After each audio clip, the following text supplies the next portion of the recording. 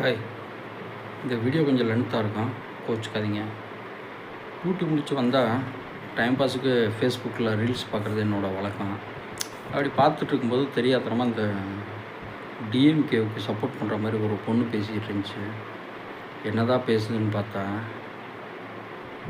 ஒருத்த மேலே அவதூறு எப்படி துணிக்க முடியுமோ அப்படி தான் பேசிகிட்டு இருந்துச்சு. ரியாலிட்டி எதுவும் பேசலை. அதுக்கு நான் மெசேஜ் போட்டிருந்தேன். ஆமாம், நாங்களாம் எங்களுக்கு எதிர்கட்சியாக இருந்தாலும் நாங்கள் அவதூறு இந்த அசிங்கமான வார்த்தைகள் இதெல்லாம் பேச மாட்டோம். உங்கள் ஆட்சி தான் நடந்துட்டு இருந்துச்சு. உங்கள் ஆட்சியில் உங்கள் கட்சிக்காரன் ஒரு 2.5 வயசு பிள்ளைய கொண்டானே, பாலியல் தொல்லை பண்ணி, பதில் இல்லை. அதுக்கப்புறம் 10 வீடியோ இருக்கலாம், 10 வீடியோ.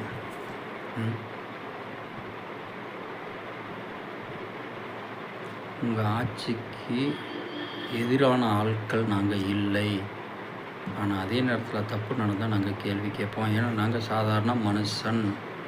உங்களை மாதிரி காசுக்கு வேண்டி வாடகைக்கு ஒரு ஆள் இல்லை. அடுத்தது, டாக்டர் அன்புமணி ராமதாஸ் கேவலம் ஒரு எம்பி சீட்டு.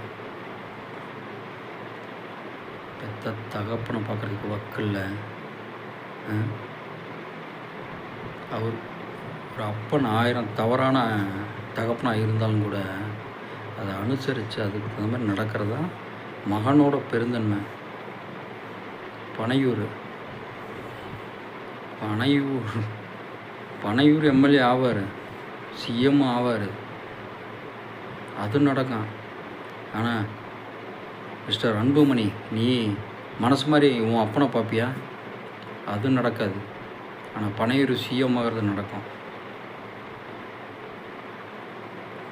சும்மா பேசணுங்கிறதுக்கு வேண்டி லாஜிக்கெல்லாம் பேசாதீங்க, மனசாட்சியோடு பேசி பழகுங்க.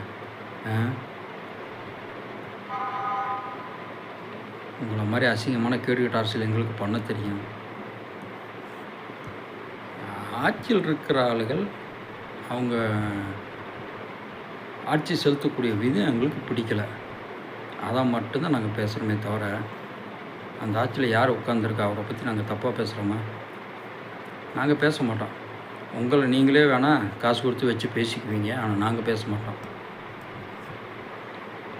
மனுஷனாக இரு, மனசாட்சியோடு இரு.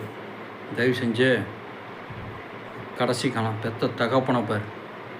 அதை விட உன் பதவி ஒரு மயிரும் வேண்டாம்.